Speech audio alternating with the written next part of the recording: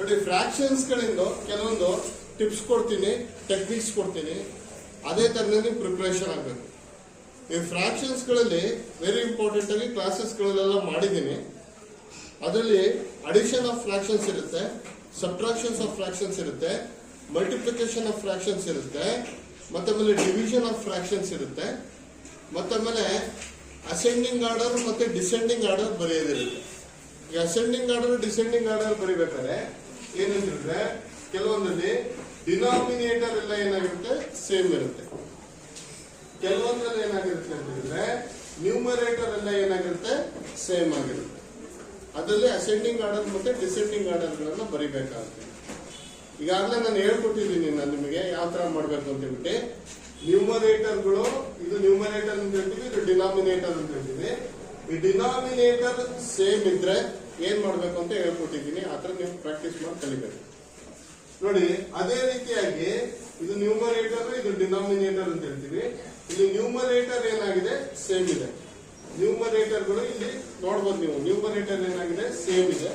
ಈ ನ್ಯೂಮರೇಟರ್ ಏನಾರ ಸೇಮ್ ಇದ್ರೆ 5/2 ಇದೆಯಲ್ಲ, ಅದೇನಾಗುತ್ತೆ, ಬಿಗ್ಗೆಸ್ಟ್ ಫ್ರಾಕ್ಷನ್ ಆಗುತ್ತೆ. 5/2 ಬಿಗ್ಗೆಸ್ಟ್ ಫ್ರಾಕ್ಷನ್ ಆಗುತ್ತೆ.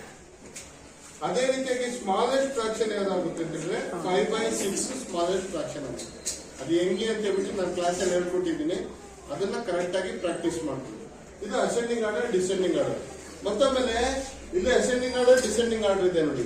ಇಲ್ಲಿ ಅಸೆಂಡಿಂಗ್ ಆರ್ಡರ್, ಡಿಸೆಂಡಿಂಗ್ ಆರ್ಡರ್ ಗಳಲ್ಲಿ ಏನಾಗಿದೆ ಅಂತಂದ್ರೆ ಸೇಮ್ ನ್ಯೂಮರೇಟರ್ ಇಲ್ಲ, ಸೇಮ್ ಡಿನಾಮಿನೇಟರ್ ಇದೆಯಾ, ಇಲ್ಲ. ಏನಾದ್ರು ಇದೆಯಾ ಇಲ್ಲಿ? ಸೇಮ್ ನ್ಯೂಮರೇಟರ್ ಇದೆಯಾ, ಸೇಮ್ ಡಿನಾಮಿನೇಟರ್ ಇದೆಯಾ? ಇಲ್ಲ. ಹೌದಲ್ವಾ? ಆ ತರಕ್ಕೆ ಏನ್ ಮಾಡ್ಬೇಕು ಅಂತ ಹೇಳಿದ್ರೆ ನೀವು ಇಲ್ಲಿ ಡಿವಿಷನ್ ಗಳನ್ನ ಮಾಡ್ಕೊಬೇಕು. ಡಿವಿಷನ್ ಮಾಡಿಸಿದ್ದೀನಿ ನಾನು ನಿಮಗೆ. ಡಿವಿಷನ್ ಮಾಡ್ಕೊಬೇಕು. ಡಿವಿಷನ್ ಮಾಡ್ಕೊಂಡಾಗ ನಿಮಗೆ ಒಂದು ಫ್ರಾಕ್ಷನ್ಸ್ ಇಲ್ಲಿ ಡಿವಿಷನ್ ಮಾಡ್ಕೊಂಡಾಗ ಡೆಸಿಮಲ್ಸ್ ಗಳಲ್ಲಿ ಆನ್ಸರ್ಸ್ ಬರುತ್ತೆ. ನಿಮಗೆ ಬಂದಿದೆ ನೋಡಿ, 0.87, 0.83, 0.66 ಮತ್ತೆ 0.14 ಅಂತ ಆನ್ಸರ್ಸ್ ಬಂದಿದೆ. ಇವುಗಳಲ್ಲಿ ನೀವು ಚೆಕ್ ಮಾಡ್ಕೊಬೇಕು. 0.87 ಏನಾಗಿತ್ತು, ಬಿಗ್ಗೆಸ್ಟ್ ಫ್ರಾಕ್ಷನ್ ಆಗಿದೆ, ಬಿಗ್ಗೆಸ್ಟ್ ಡೆಸಿಮಲ್ ಆಗಿದೆ 0.87. ಅದರಿಂದ ಬಿಗ್ಗೆಸ್ಟ್ ಫ್ರಾಕ್ಷನ್ ಏನಾಗುತ್ತೆ ಇಲ್ಲಿ 7/8. ಕರೆಕ್ಟ್ ಅಲ್ವಾ? 7/8 ಆಗುತ್ತೆ. ನೋಡಿ, ಇವುಗಳಲ್ಲಿ ನೋಡಿದಾಗ ನಿಮಗೆ 0.14 ಅಂತ ಬಂದಿದೆಯಲ್ಲ, 0.14 ಏನಾಗಿದೆ, ಇದು ಸ್ಮಾಲೆಸ್ಟ್ ಡೆಸಿಮಲ್ ಆಗಿದೆ. ಏನಾಗಿದೆ ಇದು? Smallest decimal. ಇದು ಸ್ಮಾಲೆಸ್ಟ್ ಡೆಸಿಮಲ್ ಆಗಿರೋದ್ರಿಂದ ಫ್ರಾಕ್ಷನ್ ಕೂಡ ಯಾವ ಸ್ಮಾಲೆಸ್ಟ್ ಆಗುತ್ತೆ, ಇದರಲ್ಲಿ 1/7. ಈ ತರ ಇದೆ ನೋಡಿ. ಇದನ್ನ ಕರೆಕ್ಟ್ ಆಗಿ ನೋಡ್ಕೊಳ್ಳಿ. ಇದೆಲ್ಲ ಎಕ್ಸಾಮಿನೇಷನ್ ಅಲ್ಲಿ ಬರ್ತಾ ಇರುತ್ತೆ, ರಿಪೀಟೆಡ್ ಆಗಿ ಕ್ವಶನ್ಸ್ ಬರುತ್ತೆ. ಏನೇನಂತ ಹೇಳಿದೀನಿ ಕೇಳಿಸ್ಕೊಂಡ್ಬಿಟ್ಟಿದೆ.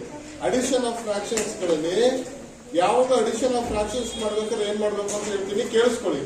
ಅಡಿಷನ್ ಆಫ್ ಫ್ರಾಕ್ಷನ್ಸ್ ಮಾಡ್ಬೇಕಾದ್ರೆ LCM ತಗೊಬೇಕು. LCM ತಗೊಳ್ಬೇಕು ಎಲ್ಲರೂ ಕೂಡ. LCM ತಗೊಂಡ್ಬಿಟ್ಟು ಆ LCM ಗಳನ್ನ ಇಲ್ಲಿರುವಂತ ನಂಬರ್ಗಳಲ್ಲಿ 2/4 ಕೊಟ್ಟಿದ್ರೆ ಅದರಿಂದ ಮಲ್ಟಿಪ್ಲೈ ಮಾಡಬೇಕು. ಅವಾಗ ಒಂದು ಆನ್ಸರ್ ಸಿಗುತ್ತೆ. ಆಮೇಲೆ ಲಾಸ್ಟಿಗೆ ಏನ್ ಮಾಡ್ಬೇಕು ಅಂದ್ರೆ ಅದನ್ನೆಲ್ಲ ಆಡ್ ಮಾಡ್ಬೇಕಾಗುತ್ತೆ. ಹೇಳ್ಕೊಟ್ಟಿದ್ದೀನಿ, ಆ ಥರನೇ ಮಾಡ್ಬೇಕು ನೀವು addition of fractions. Subtraction of fractions ಮಾಡ್ಬೇಕು ಅದೇ ರೀತಿಯಾಗಿ. ಸಬ್ಟ್ರಾಕ್ಷನ್ ಆಫ್ ಫ್ರಾಕ್ಷನ್ಸ್ ಮಾಡ್ಬೇಕು ಅದೇ ರೀತಿ ಮಾಡ್ಬೇಕು. ಏನ್ ಮಾಡ್ಬೇಕು ಅಂದ್ರೆ ಸಬ್ಟ್ರಾಕ್ಷನ್ ಆಫ್ ಫ್ರಾಕ್ಷನ್ ಮಾಡ್ಬೇಕು ಅಂದ್ರೆ ಅಲ್ಲೂ ಕೂಡ LCM ತಗೋಬೇಕು. ಸಬ್ಟ್ರಾಕ್ಷನ್ ಆಫ್ ಫ್ರಾಕ್ಷನ್ ಮಾಡ್ಬೇಕಂದ್ರೆ LCM ತಗೋಬೇಕು. LCM ತಗೊಂಡ್ಬಿಟ್ಟು ಅಲ್ಲೂ ಕೂಡ ಏನ್ ಮಾಡ್ಬೇಕು ಅದೇ ರೀತಿಯಾಗಿ. ಯಾವ ತರ ಮಾಡ್ತೀರಾ ಅಂತ ಹೇಳ್ತೇನೆ, ನಿಮ್ಗೆ ಕೇಳಿಸ್ಕೊಳ್ಳಿ. ಫಸ್ಟ್ಗೆ LCM ತಗೊಂಡ್ಬೇಕು. LCM ತಗೊಂಡಾಗ LCM ಮಾಡಿದಾಗ ನಿಮ್ಗೆ ಏನ್ ಸಿಗುತ್ತೆ, ಒಂದು ಆನ್ಸರ್ ಸಿಗುತ್ತೆ. ಆ ಆನ್ಸರ್ಸ್ ಗಳನ್ನ ಕೊಟ್ಟಿರುವಂತ ಫ್ರಾಕ್ಷನ್ಸ್ ಗಳನ್ನ ತಗೊಂಡ್ಬೇಕಿದೆ.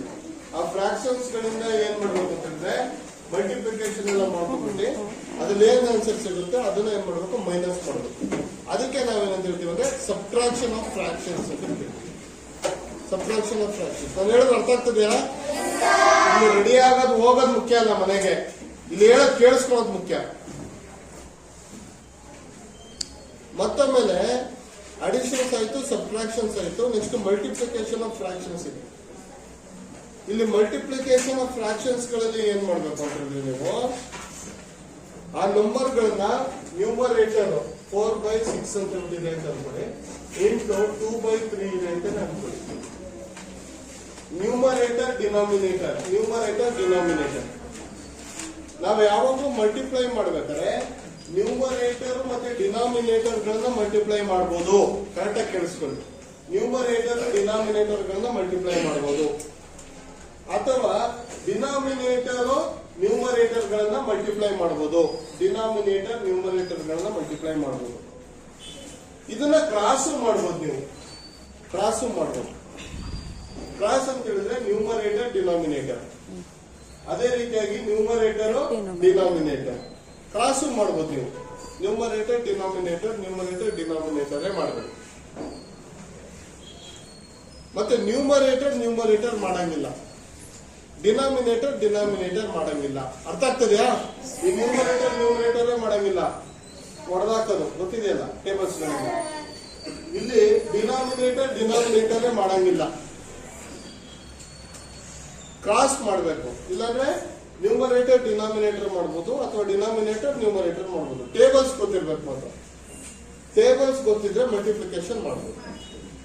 ಈ ಮಲ್ಟಿಪ್ಲಿಕೇಶನ್ ಆದ್ಮೇಲೆ, ಮಲ್ಟಿಪ್ಲಿಕೇಶನ್ ಆಫ್ ಫ್ರಾಕ್ಷನ್ಸ್ ಆದ್ಮೇಲೆ ನೆಕ್ಸ್ಟ್ ಟೆಕ್ನಿಕ್ ಇರೋದು ಯಾವುದು ಅಂತ ಹೇಳಿದ್ರೆ ಡಿವಿಷನ್. ಈ ಡಿವಿಷನ್ ಅಲ್ಲಿ ನಾನು ಹೇಳ್ಕೊಟ್ಟಿದ್ದೀನಿ. ಡಿವಿಷನ್ ಮಾಡ್ಬೇಕಾದ್ರೆ ಇದೇ ನಂಬರ್ ಒಂದು ಸುಮ್ಮನೆ ಎಕ್ಸಾಂಪಲ್ ಕೊಟ್ಟಿದ್ದೀನಿ. ಡಿವಿಷನ್ ಮಾಡ್ಬೇಕಾದ್ರೆ ಯಾವಾಗ ಏನ್ ಮಾಡ್ಬೇಕು ಅಂತ ಹೇಳಿದ್ರೆ, ಇಲ್ಲಿ 4/6 ಅಂದ್ರೆ 4/6 ಇಂಟು ಇಲ್ಲಿ ರೆಸಿಪ್ರೋಕಲ್ ತಗೋಬೇಕು. ಯಾವಾಗಲೂ ತಿಳ್ಕೊಂಡಿದ್ವಿ, ಡಿವಿಷನ್ ಮಾಡ್ಬೇಕಾದ್ರೆ ರೆಸಿಪ್ರೋಕಲ್ ಮಾಡಲೇಬೇಕು. ರೆಸಿಪ್ರೋಕಲ್ ಮಾಡಬೇಕು ಅಂತ ಹೇಳಿದ್ರೆ 3 ಇರೋದು ನ್ಯೂಮರೇಟರ್ ಡಿನಾಮಿನೇಟರ್ ಇರೋದು ಏನಾಗುತ್ತೆ, ಮೇಲ್ಗಡೆ ಹೋಗುತ್ತೆ, ನ್ಯೂಮರೇಟರ್ ಕೆಳಗಡೆ ಬರುತ್ತೆ. ಆಮೇಲೆ ಇದನ್ನ ಕ್ಯಾನ್ಸಲೇಷನ್ ಮಾಡೋದು, ಮಲ್ಟಿಪ್ಲಿಕೇಶನ್ ಮಾಡೋದು. ಕ್ಯಾನ್ಸಲೇಷನ್ ಮಾಡ್ಬೇಕಾದ್ರೆ ನಾನು ಹೇಳಿದ್ದೀನಿ, ಯಾವಾಗಲೂ ಕೂಡ ಏನ್ ಮಾಡ್ಬೇಕು ಅಂತ ಹೇಳಿದ್ರೆ ಕ್ಯಾನ್ಸಲೇಷನ್ ಮಾಡ್ಬೇಕಾದ್ರೆ ನ್ಯೂಮರೇಟರ್ ಡಿನಾಮಿನೇಟರ್ ಮಾಡಬಹುದು, ಡಿನಾಮಿನೇಟರ್ ಇಂದ ನ್ಯೂಮರೇಟರ್ ಗಳನ್ನ ಕ್ಯಾನ್ಸಲೇಷನ್ ಮಾಡಬಹುದು. ನ್ಯೂಮರೇಟರ್ ಕ್ಯಾನ್ಸಲೇಷನ್ ಮಾಡಂಗಿಲ್ಲ, ಡಿನಾಮಿನೇಟರ್ ಕ್ಯಾನ್ಸಲೇಷನ್ ಮಾಡಂಗಿಲ್ಲ. ಏನಾದ್ರು ಅರ್ಥ ಆಗ್ತಿದೆಯಾ? ಕ್ರಾಸ್ ಬೇಕಾದ್ರೆ ಮಾಡ್ಬೋದು. ಏನ್ ಮಾಡ್ಬೋದು ನೀವು? ಇಂಪಾರ್ಟೆಂಟ್ ಏನು ಅಂದ್ರೆ ಇಲ್ಲಿ ಟೇಬಲ್ಸ್ ಬರ್ಬೇಕು. ಏನ್ ಬರ್ಬೇಕು? ಟೇಬಲ್. ಇದು ಡಿವಿಷನ್ ಇಂದು. ಈಗ ಅಡಿಷನ್ ಹೇಳ್ಕೊಟ್ಟಿದ್ದೀನಿ, ಸಬ್ಟ್ರಾಕ್ಷನ್ ಹೇಳಿದ್ದೀನಿ, ಮಲ್ಟಿಪ್ಲಿಕೇಶನ್ ಹೇಳಿದ್ದೀನಿ, ಡಿವಿಷನ್ ಹೇಳಿದ್ದೀನಿ. ಟ್ರಿಕ್ಸ್ಗಳು ಏನೇನ್ ಮಾಡ್ಬೇಕು ಅಂತ. ಮತ್ತೆ ಆಮೇಲೆ ಅಸೆಂಡಿಂಗ್ ಆರ್ಡರ್ ಬರೆಯೋದು, ಡಿಸೆಂಡಿಂಗ್ ಆರ್ಡರ್ ಬರೆಯೋದು ಫ್ರಾಕ್ಷನ್ಸ್ ಗಳಿಗೆ. ಮತ್ತೆ ಸ್ಮಾಲೆಸ್ಟ್ ಫ್ರಾಕ್ಷನ್ ಯಾವುದು, ಲಾರ್ಜೆಸ್ಟ್ ಫ್ರಾಕ್ಷನ್ ಯಾವುದು ಅಂತ ಹೇಳ್ಬಿಟ್ಟು ಕ್ವಶನ್ ಕೇಳ್ತಾರೆ. ಅದನ್ನ ಈ ತರ ಕೊಟ್ಟಿರ್ತಾರೆ. ಇದ್ರಲ್ಲಿ ಕೊಟ್ಬಿಟ್ಟು ಬಿಗ್ ಫ್ರಾಕ್ಷನ್ ಯಾವುದು, ಲಾರ್ಜೆಸ್ಟ್ ಫ್ರಾಕ್ಷನ್ ಯಾವುದು, ಸ್ಮಾಲೆಸ್ಟ್ ಫ್ರಾಕ್ಷನ್ ಯಾವುದು ಅಂತ. ಅವಾಗಲೂ ಕೂಡ ಏನ್ ಮಾಡ್ಬೇಕು, ನೀವು ಈ ತರ ಡಿವೈಡ್ ಮಾಡ್ಕೊಂಡು ಅದನ್ನ ಡೆಸಿಮಲ್ಸ್ ಗೆ ಕನ್ವರ್ಟ್ ಮಾಡ್ಕೊಂಡು ಚೆಕ್ ಮಾಡ್ಬೋದು ನೀವು. ಅದರಲ್ಲಿ ಬಿಗ್ ಫ್ರಾಕ್ಷನ್ ಯಾವ್ದಿದೆ, ಸ್ಮಾಲ್ ಫ್ರಾಕ್ಷನ್ ಯಾವ್ದಿದೆ ಅಂತ ಗೊತ್ತಾಗ್ಬಿಡುತ್ತೆ. ಇಷ್ಟು ಬೇಸಿಸ್ ಹೇಳ್ಕೊಟ್ಟಲ್ಲ, ಇದ್ರ ಮೇಲ್ಗಡೆನೆ ನಿಮಗೆ ನವೋದಯದಲ್ಲಿ ಕ್ವಶನ್ಸ್ ಗಳನ್ನ ಕೇಳೋದು. ಫ್ರಾಕ್ಷನ್ಸ್ ಇದನ್ನೆಲ್ಲ ಕರೆಕ್ಟ್ ಆಗಿ ಪ್ರಾಕ್ಟೀಸ್ ಮಾಡಬೇಕು. ನಾನು ಹೇಳಿರುವಂತ ಟಿಪ್ಸ್ ಕರೆಕ್ಟ್ ಆಗಿ ತಿಳ್ಕೊಬೇಕು. ಯಾಕಂದ್ರೆ ಇದು ಮಾಡೋವಂಥದ್ದೇ ಎಕ್ಸಾಮಿಗೆ ಬರಲ್ಲ. ಇದೇ ತರದ್ದು ಏನಾಗುತ್ತೆ ಎಕ್ಸಾಮಿಗೆ ಬರುತ್ತೆ. ಅದನ್ನ ಏನ್ ಮಾಡ್ಬೇಕು ಅಂತ ನಿಮ್ ತಲೆಯಲ್ಲಿ ಇಟ್ಕೊಬೇಕು. ಅಡಿಷನ್ ಮಾಡ್ಬೇಕಾದ್ರೆ LCM ಮಾಡ್ಕೊಬೇಕು, ಸಬ್ಟ್ರಾಕ್ಷನ್ ಮಾಡ್ಬೇಕಾದ್ರೆ LCM ಮಾಡ್ಬೇಕು, ಮಲ್ಟಿಪ್ಲಿಕೇಶನ್ ಮಾಡ್ಬೇಕಾದ್ರೆ ಯಾವಾಗಲೂ ಏನ್ ಮಾಡ್ಬೇಕು, ಮಲ್ಟಿಪ್ಲಿಕೇಶನ್ ಮಾಡ್ಬೇಕಾದ್ರೆ ಕ್ಯಾನ್ಸಲೇಷನ್ ಮೆಥಡ್ ಮಾಡ್ಬೇಕು. ಕ್ಯಾನ್ಸಲೇಷನ್ ಕ್ರಾಸ್ ಮೆಥಡ್ ಆದ ಕ್ಯಾನ್ಸಲೇಷನ್ ಮಾಡಬಹುದು, ಅಥವಾ ನ್ಯೂಮರೇಟರ್ ಡಿನಾಮಿನೇಟರ್ ಆದ ಕ್ಯಾನ್ಸಲೇಷನ್ ಮಾಡಬಹುದು, ಡಿನಾಮಿನೇಟರ್ ಇಂದ ನ್ಯೂಮರೇಟರ್ ಆದ ಕ್ಯಾನ್ಸಲೇಷನ್ ಮಾಡಬಹುದು, ಅಥವಾ ಕ್ರಾಸ್ ಆರ ಮಾಡಬಹುದು. ಅದು ಮಲ್ಟಿಪ್ಲಿಕೇಶನ್ ಟೇಬಲ್ಸ್ ಬರಬೇಕು. ಡಿವಿಷನ್ ಮಾಡ್ಬೇಕಾದ್ರೆ ರೆಸಿಪ್ರೋಕಲ್ ತಗೊಳ್ಬೇಕು. ರೆಸಿಪ್ರೋಕಲ್ ಅಂದ್ರೆ ಹೇಳಿದೀನಿ ನಾನು, ಡಿನಾಮಿನೇಟರ್ ಇರೋದು ಏನಾಗುತ್ತೆ, ನ್ಯೂಮರೇಟರ್ ಹೋಗುತ್ತೆ. Second fraction. ಇಷ್ಟನ್ನೆಲ್ಲ ಕರೆಕ್ಟ್ ಆಗಿ ಪ್ರಾಕ್ಟೀಸ್ ಮಾಡಬೇಕು. Okay, thank you.